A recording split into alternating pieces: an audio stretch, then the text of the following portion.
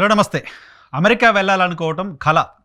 భారతదేశానికి సంబంధించిన ఈ జనరేషన్ అంతా తమ ఉపాధి, తమ భవిష్యత్తు అమెరికాతో ముడిపడి ఉంది అని భావిస్తున్నారు. చదువుకుంటున్న ప్రతి ఒక్కళ్ళు చదువు పూర్తయిన తర్వాత అమెరికాకి వెళ్ళాలని కలలు కంటూ ఉంటారు.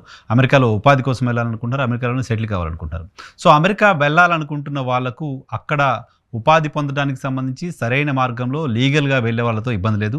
లీగల్గా వెళ్ళడానికి సంబంధించి ఇటీవల అమెరికా రకరకాల ఆంక్షలు పెడుతున్న నేపథ్యంలో అమెరికా వెళ్ళాలనుకుంటున్న వాళ్ళు దిక్కుతోచని పరిస్థితుల్లో ఆల్టర్నేటివ్స్ ఎత్తుకుంటున్న వాతావరణం చూస్తూ ఉన్నాం. ఆల్టర్నేటివ్గా వేరే కంట్రీస్ వైపు వెళ్ళే ప్రయత్నం చేస్తున్నారు, ఇంకో చోట ఉద్యోగ అవకాశాలు ఎత్తుకునే ప్రయత్నం చేస్తున్నారు. కానీ ఈ ఉపాధితో సంబంధం లేకుండా అక్రమ మార్గంలో డన్కీ రూట్లో అమెరికాకి వెళ్ళే వాళ్ళ సంఖ్య కూడా చాలా ఎక్కువగా ఉంటుంది. ప్రతి సంవత్సరం ఇండియా నుంచే దాదాపు 90,000 నుంచి 1,00,000 మంది వరకు ఈ డన్కీ మార్గంలో, అక్రమ మార్గంలో అమెరికాకి వెళ్తుంటారు.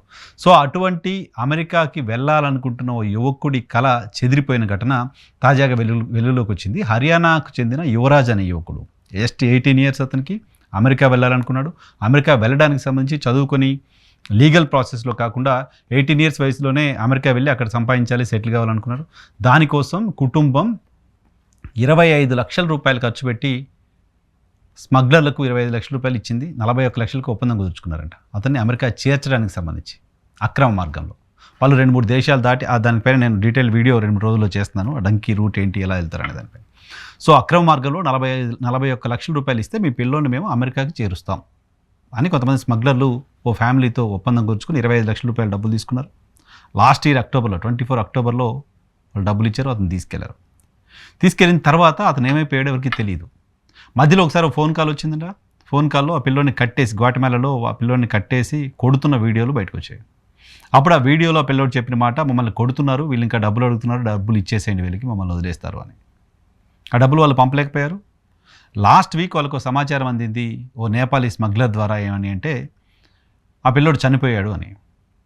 చనిపోయాడనే కన్ఫర్మేషన్ ఇవ్వండి అంటే, కన్ఫర్మేషన్ ఇవ్వాలంటే మాకు ఒక $1,500 ఇవ్వండి అంటే దాదాపు 1,20,000 రూపాయలు డబ్బులు ఇవ్వండి అని. డబ్బులు ఇచ్చిన తర్వాత చనిపోయిన ఫోటోలు, మెక్సికో గవర్నమెంట్ అతను చనిపోయినట్టు ఇచ్చిన ధృవీకరణ పత్రం అవన్నీ వాళ్ళు దొరికాయి. సో 18 సంవత్సరాల వయసులో అమెరికాకి వెళ్ళి ఉపాధి పొంది అమెరికా కలలు కంటున్న యువకుడు 18 సంవత్సరాలకే ప్రాణాలు తీసుకోవాల్సిన పరిస్థితి వచ్చింది, ప్రాణాన్ని కోల్పోవాల్సిన పరిస్థితి వచ్చింది. సో అమెరికా కోసం కలలు కండడం ఓకే, దానికోసం లీగల్గా ప్రయత్నం చేయాలి తప్ప ఇటువంటి ఇల్లీగల్ మార్గాల ద్వారా వెళ్ళి ప్రాణాల మీద తెచ్చుకోవద్దు. చాలామంది చనిపోతున్నారు.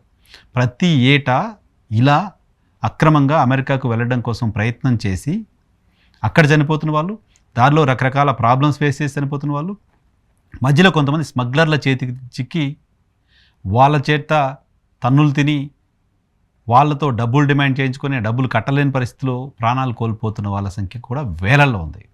Very unfortunate. అటువంటి వాళ్ళలో భారతీయుల సంఖ్య ఎక్కువగా ఉంది. సో భారత యువత కలలు కనండి. అమెరికా మాత్రమే జీవితం కాదు. అమెరికా బయట చాలా అవకాశాలు ఉన్నాయి, ఇండియాలో చాలా అవకాశాలు ఉన్నాయి.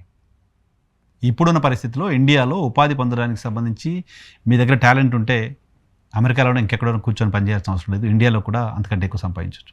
25 లక్షల రూపాయలు ఖర్చు పెట్టి అక్కడికి వెళ్ళడానికి ప్రయత్నం, 40 లక్షల రూపాయలు ఖర్చు పెట్టాలనుకున్నప్పుడు 40 లక్షలతో భారతదేశంలో ఉండి ఏది వ్యాపారం చేసుకునైనా విపరీతంగా సంపాదించుకోవచ్చు, సెటిల్ అవ్వచ్చు.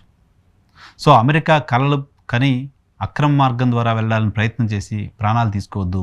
అటువంటి ప్రయత్నం చేసి హర్యానాకు సంబంధించిన 18 సంవత్సరాల యువకుడు ప్రాణాలు కోల్పోవడం అత్యంత బాధాకరం.